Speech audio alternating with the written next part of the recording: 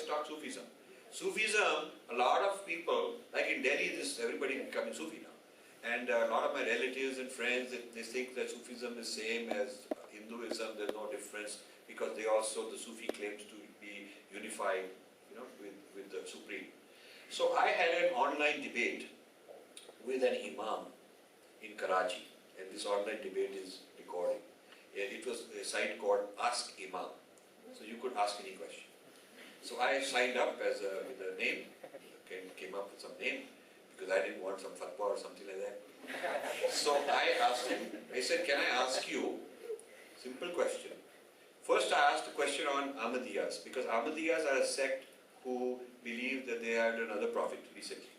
So Ahmadiyya prophet was in the 19th century in Punjab, and of course Sunnis, Shiites, everybody, they disown Ahmadiyyas, they condemn them as heretics, and on the passport of an Ahmadiyya, if you're in Pakistan, I have friends, on the passport it stamps that this person being an Ahmadiyya it is unlawful for him to call himself a Muslim. It's on the passport.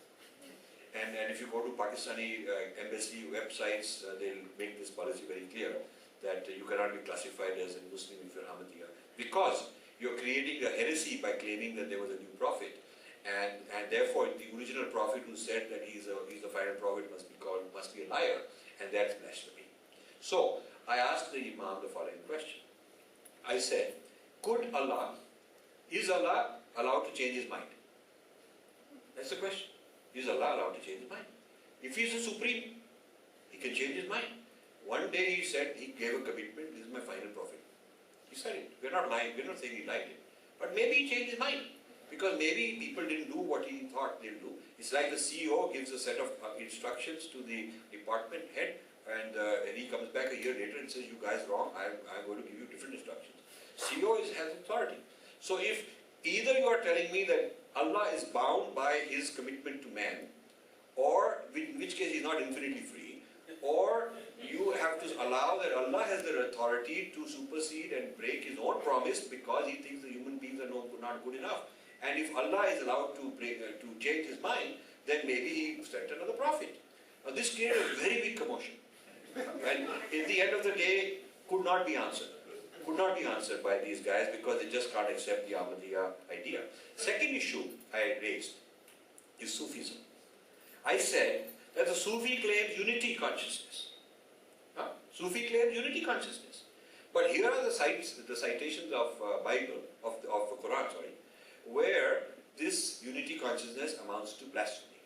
Anyone who claims this unity consciousness, people have been stoned to death. I don't know if you know this. Sufis have been stoned to death for making this kind of statement that I'm one with Allah and all that stuff.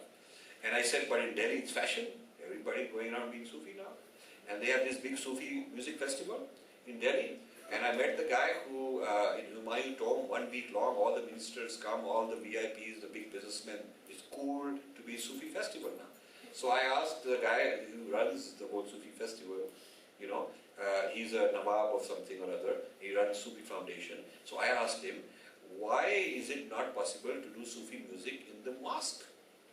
After all, if such a great thing is Islamic product, then you should be very proud, you should be putting it in Makkah. They should have the Sufi festival in Makkah. And you should have Sufi festival in Jama Masjid. And he said it's not allowed.